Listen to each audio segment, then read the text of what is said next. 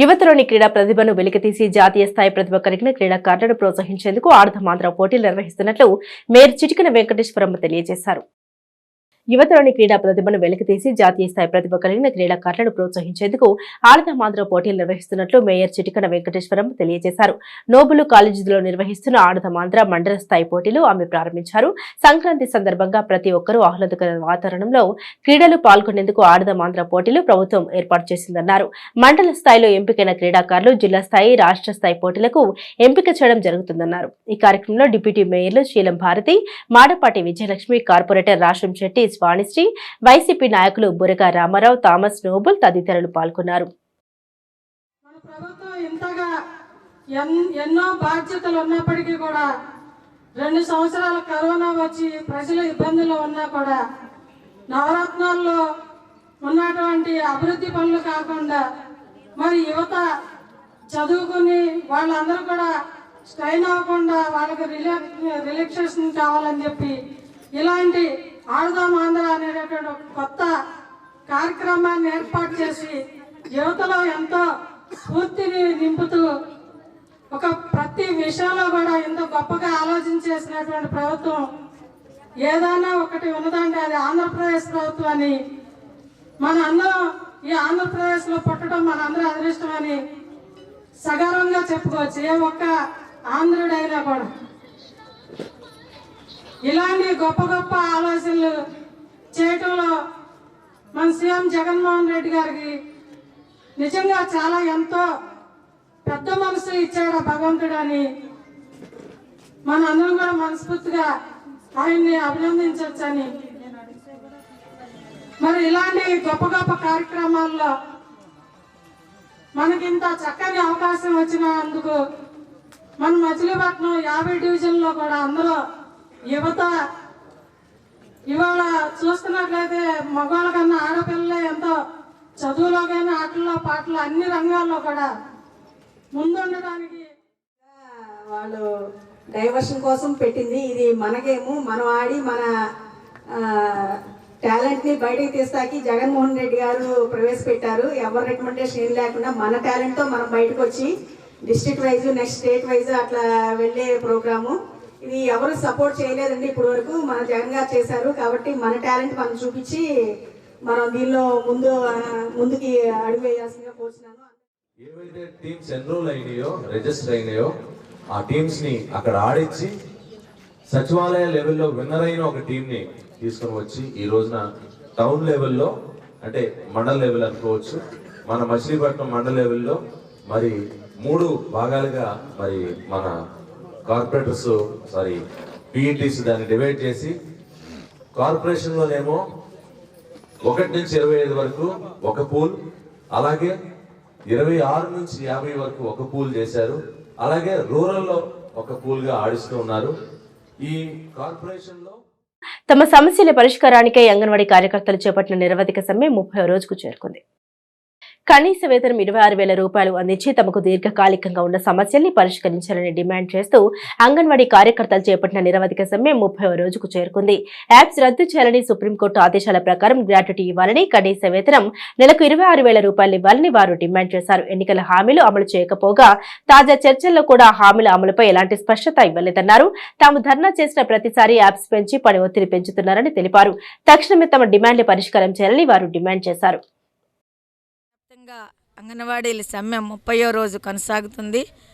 కానీ రాష్ట్ర ప్రభుత్వంలో ఎటువంటి మార్పు కూడా లేదు. ఎప్పుడు కూడా మేము 10 డిమాండ్లని నెరవేర్చామనే మాటే చెప్తున్నారు. కనుక రాష్ట్ర ప్రభుత్వాన్ని మేము ఒకటే కోరుతున్నాం. 106,000 మంది ఆడబడుచులు నెల రోజులుగా రోడ్ల మీద ఉండటం మీకు భావ్యమా? పెద్ద పండగైన క్రిస్మస్ని రోడ్డు మీద చేసుకున్నాం. మరి ఎంతోమంది ఘనంగా చేసుకునే జనవరి 1ని కూడా రోడ్డు మీదే చేసుకున్నాం. అలాగే మరి సంవత్సరానికి తొలి పండగ సంక్రాంతి కూడా మమ్మల్ని రోడ్డు మీద పెడతానికి మీకు ఎలా మనసు చెప్పిందో ప్రభుత్వం ఒకసారి మీరు ఆలోచన చెయ్యాలి. జగనన్న, మేము ఆడపడుచులము, మరి 30 రోజులుగా కుటుంబాలను వదిలి తిని తినక మేము ఇక్కడ రోడ్ల మీద మేము కూర్చున్నాము. మా యొక్క ఆర్తనందనాలు మీకు వినిపించటం లేదా? కనీసం సంక్రాంతి సందర్భంగానైనా సరే మా యొక్క డిమాండ్ని నెరవేర్చాలని కోరుతున్నాం. కనీస వేతనం కాదన్నా మీరన్న ప్రకారము తెలంగాణ కన్నా 1000 ఎక్కువ ఇస్తానన్నారు కదా. 13,600 అన్న తెలంగాణలో అదనంగా 1000 ఇచ్చి మాకు 14,600 చెయ్యమని. మీరు ఒక పూట ఉండగలరా ఏమైనా తినుకోకుండా? కానీ ఈ ఆడపడుచులు 24 గంటలు కూడా ఏమి తినకుండా నిరాహార దీక్ష చేస్తున్నారు సార్. ఎందుకు నిరాహార దీక్ష చేస్తున్నాం? మాకు కనీస వసతులు, మాకు కనీసంగా కడుపు నిండా అన్నం పెట్టమని అడుగుతున్నాం. న్యాయమైన డిమాండ్లు 2 అడిగాం సార్. మేమేం అడగటం లేదు సార్. దయ ఉంచి అన్ని పండుగలు ఈ టెంట్లోనే చేసుకున్నాం. ముఖ్యమైన పండగ సంక్రాంతి సార్. పాడి పంటలతోటి తొలతూగేటువంటి మన దేశంలో ఆడబడుచులు ఉసురు పోసుకోవద్దు. మీరు ఎన్ని పద్ధతులు ఉపయోగించినా వీళ్ళు జడవట్లేదని ఎస్మా తీసుకొచ్చారు. ఎస్మాను కూడా మేము లెక్క చేయలేదు సార్. ఎస్మా చేస్తే అంతలోనే మేము వెళ్ళిపోతాం అనుకున్నారా? కానీ ముందుకేసాం. మీరు మాట తప్పారు, మడమ తిప్పారు. కానీ అంగన్వాడీ టీచర్లు మాట మీదే ఉన్నాం. ఇంతవరకు ఒక బ్రిటిష్ పరిపాలన లాగా సాగిస్తున్నారు సార్. మేము ఆడపడుచులం కదా, బ్రిటిష్ పరిపాలన తీసుకురావద్దు. కాబట్టి బానిసత్వంగా మేము బ్రతకలేం. కాబట్టి మేము అందరిలో కూడా స్వతంత్రంగా జీవించాలనేది వచ్చింది కాబట్టి సార్. తమ సమస్యల పరిష్కారం కోరుతూ సర్వశిక్ష అభియాన్ సమగ్ర ఉద్యోగులు నిరవధిక సమ్మె 22వ రోజుకు చేరుకుంది. తమ సమస్యల పరిష్కారం కోరుతూ సర్వశిక్ష అభియాన్ సమగ్ర ఉద్యోగులు నిరవధిక సమ్మె 22వ రోజుకు చేరుకుంది. ధర్నా చౌక్ వద్ద నిర్వహించిన ఈ కార్యక్రమంలో ఆంధ్రప్రదేశ్ సమగ్ర శిక్ష ఉద్యోగులు పెద్ద సంఖ్యలో పాల్గొన్నారు. నిరవధిక సమ్మె చేస్తున్న ఉద్యోగులను తొలగిస్తామని అధికారులు ఒత్తిడి తేవటాన్ని వారు ఖండించారు. సమగ్ర శిక్షలో పనిచేస్తున్న అన్ని విభాగాల ఉద్యోగులను రెగ్యులర్ చేయాలని, సుప్రీంకోర్టు తీర్పు ప్రకారం సమాన పనికి సమాన వేతనాన్ని అమలు చేయాలని, తక్షణమే ఎంటీఎస్ అమలు చేసి వేతనాలు పెంచాలని వారు ఈ సందర్భంగా డిమాండ్ చేశారు. ఉద్యోగ భద్రత కల్పించి ప్రతి నెల 1వ తేదీన వేతనాలు చెల్లించాలని, వార్షిక బడ్జెట్ ఒకేసారి విడుదల చేయాలని పేర్కొన్నారు. వేతనంతో కూడిన మెడికల్ లీవ్లు మంజూరు చేయాలని, సమగ్ర శిక్ష ఉద్యోగులకు ఈపీఎఫ్, ఈఎస్ఎస్ సౌకర్యం కల్పించాలని, రిటైర్మెంట్ వయస్సు 62 ఏళ్లకు పెంచాలని వారు డిమాండ్ చేశారు. మేము 22వ రోజుకి సమ్మె కొనసాగిస్తూ వచ్చాము. కానీ ప్రభుత్వం మా గోడును ఇంకా వినలేదు. అయితే అందరికీ జగన్ గారు హామీలు ఇచ్చి నెరవేరుస్తూ వస్తున్నారు. మాకు కూడా 20 రోజులు మేము చేస్తున్న గోడును వినిపించుకుని మాకు న్యాయం చేస్తారని ఆశిస్తున్నాము. న్యాయం చేసేదేమో కానీ మా అధికారుల ద్వారా బెదిరింపులు ఎక్కువైపోయినాయి. ఉద్యోగంలోంచి తీసేస్తామని, సమ్మె చేసుకునే హక్కును కూడా లేకుండా చేస్తున్నారు. అయితే నేను ఒకటే కోరుకుంటున్నానండి, జగన్ గారు మా యొక్క ఆకలి బాధని మీరు వినండి. మాకు అన్నగా, మా పిల్లలకు మేనమామగా మీరు కూడా ఉండాలని ఆశిస్తున్నాము. ఇప్పటికైనా మా గోడు వినిపించుకుని మాకు కూడా న్యాయం చేయాలని ఈరోజు మంత్రి గారు చర్చలకు పిలిచారని తెలియజేశారు మా జేఏసీ, రాష్ట్ర జేఏసీ వారు. ఇప్పటికైనా మా మీద కనికరమించి మాకు మంచి న్యూస్ వింటామని ఆశిస్తున్నాము. ఒక్కసారి రిక్వెస్ట్గా అడుగుతున్నాము, జ్ఞాపకం చేసుకోండి మమ్మల్ని రెగ్యులర్ చేయడం కుదరకపోయినా హెచ్ఆర్ పాలసీ అన్న ఇప్పించి, మీరు పేపర్ రూపంగా అయినా ఇప్పించినా సరే మేము సంతోషిస్తాము. మేము మా యొక్క కుటుంబాలన్నీ ఉద్యోగ భద్రత కోసం ఎదురు చూస్తున్నాయండి. రీసెంట్గా నిన్నే మా యొక్క సహోద్యోగి చనిపోవడం జరిగింది. మరి అలాంటి ఎస్ఎస్సీ ఉద్యోగులందరూ 22వ తారీఖు సమ్మెలో చేరుకున్నాము. మన ప్రధాన డిమాండ్ ఏంటంటే హెచ్ఆర్ పాలసీ అమలు చేయాలి. అదేవిధంగా మనకి గౌరవ వేతనం అనేది ప్రతి నెల 5వ తారీఖు లోపు మాకు ఇవ్వాలి. అదేవిధంగా మన ఉద్యోగం చేస్తున్నటువంటి వాళ్ళు కొంతమంది చనిపోయారు. వాళ్ళ ప్లేస్లో మళ్ళీ కారుణ్య నియామకాలు చేపట్టాలనేటువంటి ప్రధానంగా డిమాండ్ చేస్తున్నాము. ఇదే విధంగా మేము ప్రతిదీను ఈ చేస్తున్న సమ్మెలో భాగంగా అందరికీ హెచ్ఆర్ పాలసీ అమలు చేయాలనేది ప్రధానమైన డిమాండ్ అండి. ఇది తొందరగా అమలు చేసి మాకు ప్రభుత్వం నుంచి మాకు పిలుపొచ్చి మాకు న్యాయం చేయాలని కోరుతున్నాం. ఈరోజు మా యొక్క సమ్మె, సర్వశిక్షలో పనిచేసిన ఉద్యోగులందరి యొక్క సమ్మె 22వ చేరుకుంది. ప్రభుత్వం ఇప్పుడు ఈ రోజుకైనా మాకు సహకరించి ఈరోజు బొత్స గారు చర్చలకు పిలిచారు. మా యొక్క ప్రధానమైన డిమాండ్ హెచ్ఆర్ పాలసీ అనేది ఇస్తున్నారు. మన విజయవాడ 5వ తారీఖున ధర్నా చేసేటప్పుడు హెచ్ఆర్ పాలసీ అని ఎస్పీడీ గారు ఓకే సానుకూలంగా ప్రభుత్వం స్పందించిందన్నారు. అదేవిధంగా మా యొక్క డిమాండ్ హెచ్ఆర్ పాలసీ అమలు చేయాలి, ప్రతి ఒక్క ఉద్యోగికి రెగ్యులర్ చేయాలనే మా యొక్క డిమాండ్ అండి. ఈ రెండు నెరవేరద్దని మేము ప్రభుత్వాన్ని కోరుకుంటున్నాం. కృషి క్రమశిక్షణతో ఎదిగిన మహోన్నత నటుడు మెగాస్టార్ చిరంజీవి అని పలువురు ప్రముఖులు కొనియాడారు. మెగాస్టార్ చిరంజీవి నటించిన వాల్తేరు వీరయ్య సినిమా అవనిగడ్డలోని రామకృష్ణ హాల్లో 365 రోజులు విజయవంతంగా ప్రదర్శించిన సందర్భంగా విజయోత్సవ వేడుకలు ఘనంగా నిర్వహించారు. చిత్ర యూనిట్ మెగా ఫ్యామిలీ అభిమానులు అఖిల భారత చిరంజీవి అభిమానుల సంఘం ఆధ్వర్యంలో నిర్వహించిన ఈ వేడుకలకు చిత్ర దర్శకుడు బాబీ, నిర్మాత యలమంచిలి రవి, అభిమాన సంఘం నాయకుడు రమణస్వామి నాయుడు, మాజీ డిప్యూటీ స్పీకర్ మండలి బుద్ధప్రసాద్, జనసేన పార్టీ నాయకులు మాదివాడి వెంకటకృష్ణ, అఖిల భారత చిరంజీవి యువత అధ్యక్షులు మహేష్, చిరంజీవి యువత అధ్యక్షులు భవానీ, రవికుమార్, జనసేన పార్టీ ఉమ్మడి కృష్ణా జిల్లా అధ్యక్షులు బొమ్మిరెడ్డి రామకృష్ణ పాల్గొన్నారు. 23 సంక్రాంతి నుంచి 2024 సంక్రాంతి వరకు ఒక సంవత్సరం పాటు అవనిగడ్డ రామకృష్ణ థియేటర్లో వాల్టేరు వీరయ్య చిత్రం ఆడుతూనే ఉందంటే మీకు నా మీదున్న ప్రేమ, అభిమానం ఎలాంటివో తెలుస్తుంది. Thank you for your love and affection. ఈ రోజుల్లో ఇది ఎవరు టచ్ చేయలేని రికార్డు. ఈ రికార్డుకు కారణం మీకు నచ్చేలా, మీరు మెచ్చేలా ఈ చిత్రాన్ని మలిచిన డైరెక్టర్ బాబీ, అలాగే మ్యూజిక్ డైరెక్టర్ దేవిశ్రీ ప్రసాద్, నా తమ్ముడు రవితేజతో పాటు ఈ చిత్రంలో ఉన్న ఇతర తారాలను, వీరందరినీ దండలా ఏడ్చి కూర్చి పేర్చిన మైత్రి సంస్థ. మెగాస్టార్ గారి మూవీస్ చూస్తూ డైరెక్టర్ గా అండ్ అలాగే ఇప్పుడు ఒక మంచి ఉన్నతమైన పొజిషన్ లో ఈ వాల్తేరు వీరయ్య మూవీతో ఒక మంచి ఘట్టాన్ని అయితే, అంటే ఇంత లైఫ్ లో ఇంతకన్నా ఇంకేం కావాలి అనిపిస్తుంది. ఆయన అంతటా ఆయన స్వతహాగా మెగాస్టార్ గారి అభిమానిగా ఉంటూ చిన్నప్పటి నుంచి వారి సినిమాలు చూస్తూ పెరిగి వారికి ఎంత మంచి సక్సెస్ఫుల్ మూవీ అందించడం కన్నా ఇంకా ఒకసారి గట్టిగా చెప్పండి రూపంలో బాబీ గారికి కంగ్రాచులేషన్స్ చెప్దాం. హార్టీ కంగ్రాచులేషన్స్ బాబీ గారు.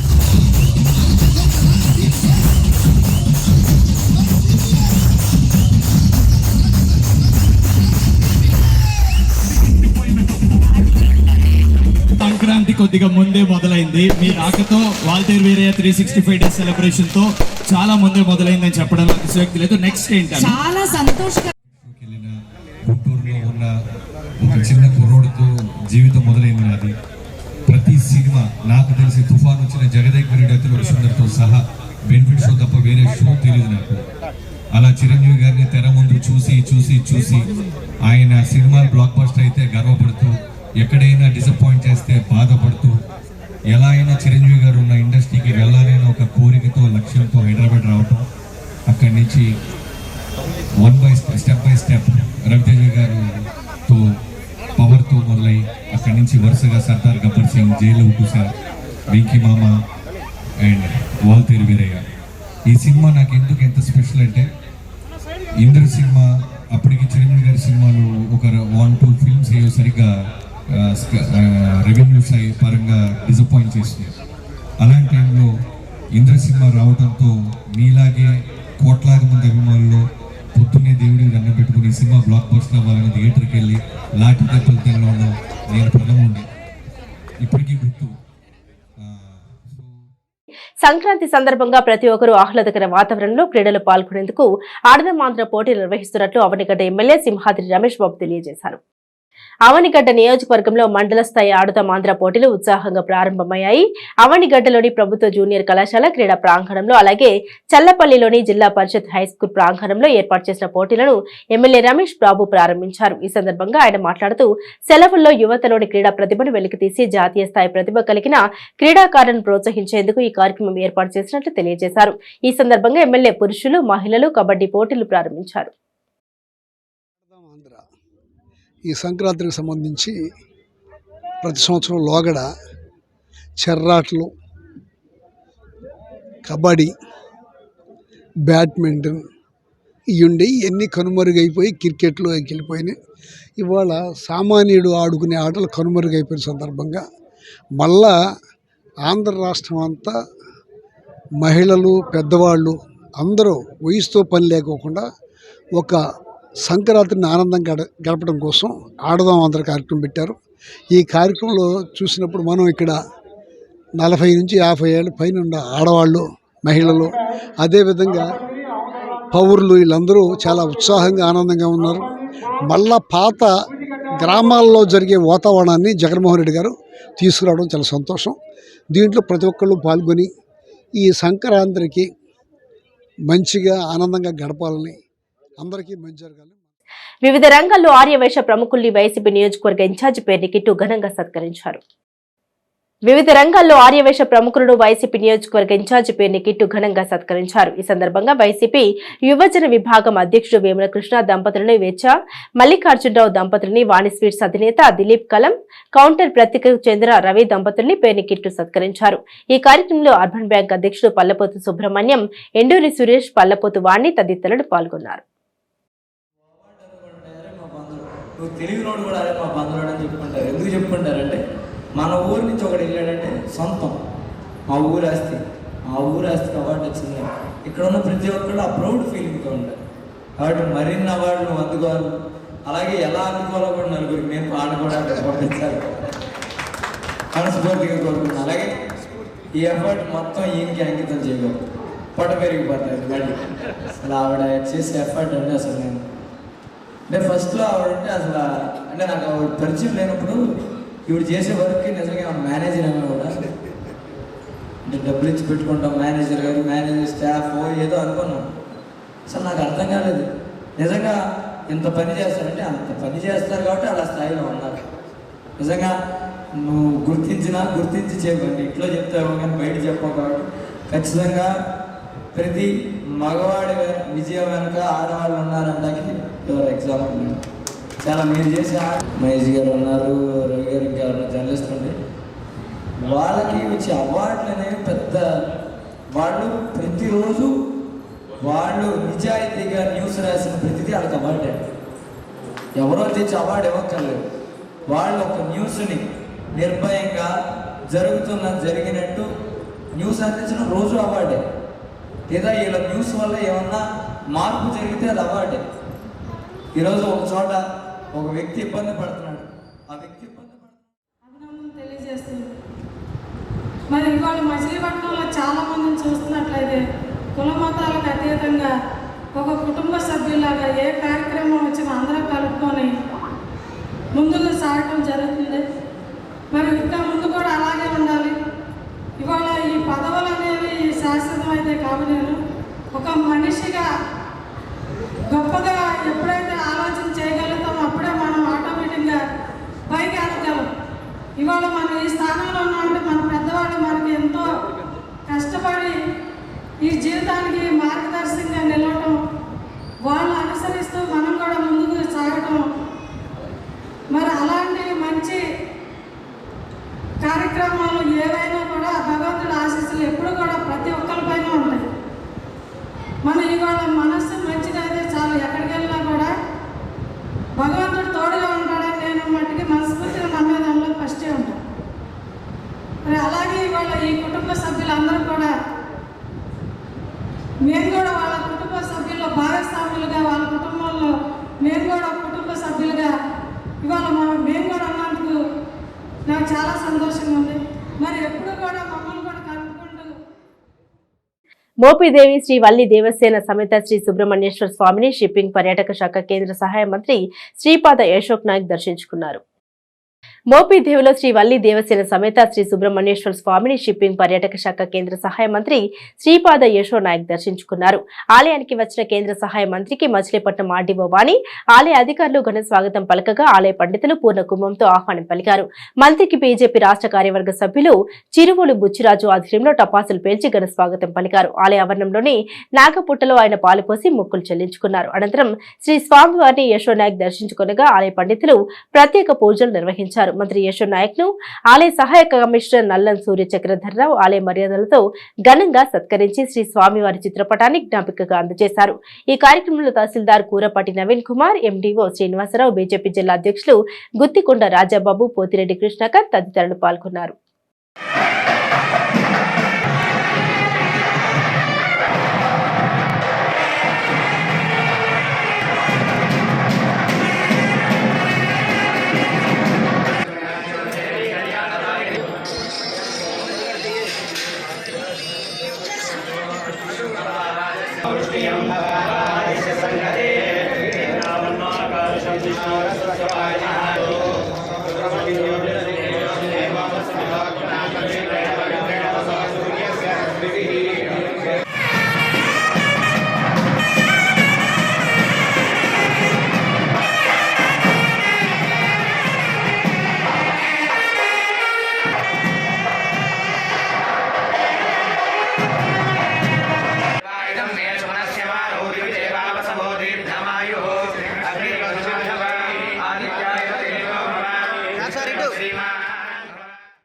దేశంలో ఉన్న విస్తారమైన సముద్ర తీరాన్ని సద్వినియోగం చేసుకుని రవాణా వ్యయం కాలుష్యం తగ్గించేందుకు కేంద్ర ప్రభుత్వం కృషి చేస్తూ ఉందని కేంద్ర మంత్రి శ్రీపాద యశోక్ నాయక్ తెలిపారు. దేశంలో ఉన్న విస్తారమైన సముద్ర తీరాన్ని సద్వినియోగం చేసుకుని రవాణా వ్యయం కాలుష్యం తగ్గించేందుకు కేంద్ర ప్రభుత్వం కృషి చేస్తూ ఉందని కేంద్ర మంత్రి శ్రీపాద యశో నాయక్ తెలియజేశారు. దివిసీమ పర్యటనకు వచ్చిన మంత్రి మధ్యాహ్నం మోపిదేవి మండలంలోని చిరువల్లో బీజేపీ రాష్ట్ర కార్యవర్గ సభ్యులు చిరువలు బుచ్చిరాజు నివాసంలో మీడియాతో మాట్లాడారు. జల రవాణా పెంచేందుకు కేంద్ర ప్రభుత్వం సాగరమాల ప్రాజెక్టు చేపట్టినట్లు తెలిపారు. నేరుగా మేజర్ పోర్టులు రాష్ట్ర ప్రభుత్వాలకు నిధులు ఇచ్చి మైనట్ పోర్టులు మత్స్యకారులకు అనువైన జెట్టీలు నిర్మిస్తున్నట్లు తెలిపారు. పోర్టు రోడ్లు, రైల్వే లైన్లు, జాతీయ రహదారులు అనుసంధానం చేస్తున్నట్లు తెలిపారు. రాష్ట్రాలతో కలిసి చేపట్టిన 802 ప్రాజెక్టుల్లో ఇప్పటికీ కేవలం 274 మాత్రమే పూర్తయినట్లు వెల్లడించారు. మిగిలిన ప్రాజెక్టులు పూర్తి చేసేందుకు ఆయా రాష్ట్ర ప్రభుత్వాలను నిత్యం అప్రమత్తం చేస్తున్నట్లు తెలిపారు. ప్రధాని నరేంద్ర మోడీ పాలనలో అవినీతి నిర్మూలన సాధ్యమైందన్నారు. అవినీతి నశించడంతో అభివృద్ధి కార్యక్రమాలు విస్తృతంగా నిర్వహిస్తున్నట్లు పేర్కొన్నారు. ఈ కార్యక్రమంలో పార్టీ జిల్లా అధ్యక్షుడు గుత్తికొండ రాజాబాబు, పార్టీ నేతలు పాల్గొన్నారు. विकसित भारत संकल्प यात्रा पूरे देश में चल रही है। माननीय प्रधानमंत्री जी ने जो स्कीम पूरे देश में निकाला, ये सब स्कीम जो है पूरे देश में, पूरे राज्यों में दे दिया है।